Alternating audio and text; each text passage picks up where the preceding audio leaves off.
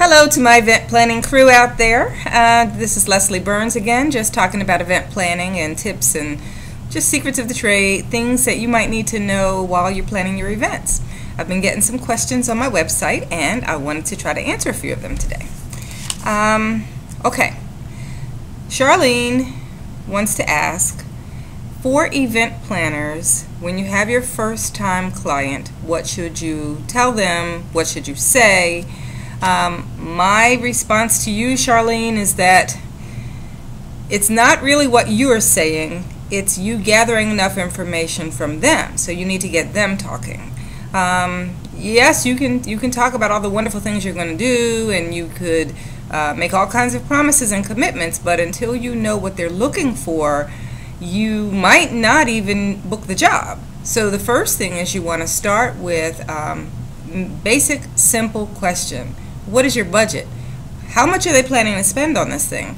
It's different if they have, let's say, a baby shower, and they want to have, it's the first baby, first grandbaby, they had difficulty getting pregnant, and they want to plan some extravaganza. That family might decide they want to spend $50,000 or $100,000 on that baby shower. It may be more than you and I could fathom, but for those people who have the money and who have the economic means, the cost is not the issue here. It's making sure that their dreams and their vision come to life.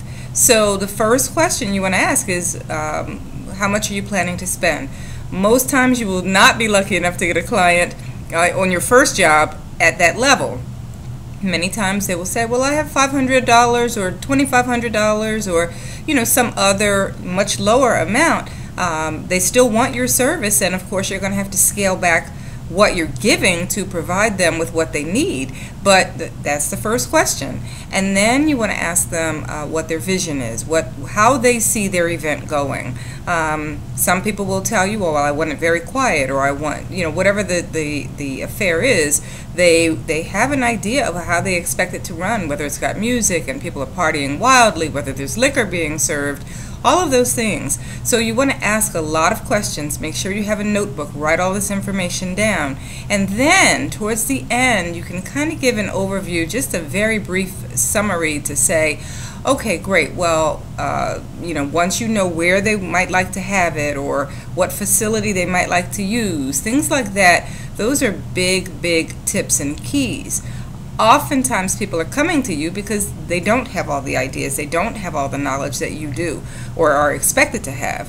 So they might know the color scheme, that they want something maybe peach and navy blue, but they may not know a facility that could house 350 people, or a facility that can house 350 people for the venue itself, for the event, as well as sleeping accommodations.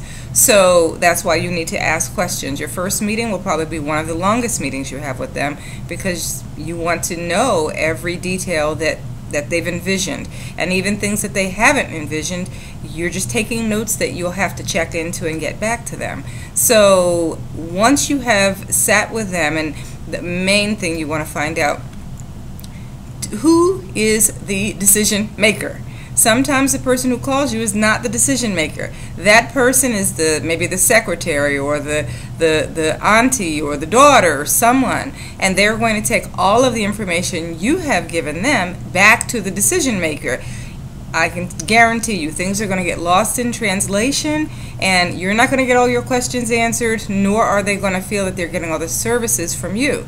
So the moment you find out you're talking with someone who is not the decision maker, see if you can respectfully bring them into the conversation with you, so you're not doing double the work or working twice as hard trying to overcome communication obstacles. Check out one of my videos later regarding communication obstacles, and we will definitely talk about that more. But in the interim, make sure that while you are talking with the person about the event, you are talking also with the decision maker. So it'll be a threesome or four-way. However you need to get them in, get their buy-in early on in the process, and so that you can hear directly from them what their expectation is. Now, if you are meeting with, let's say, the secretary, and she says, oh, my boss, he's a decision maker, but he doesn't have time for this, well, at that point, you kind of want to say, well, how about if I at least just give him a final proposal and present all the things, or at least meet with him the first time to get his input, and then we can work together after that to make sure that it comes to life.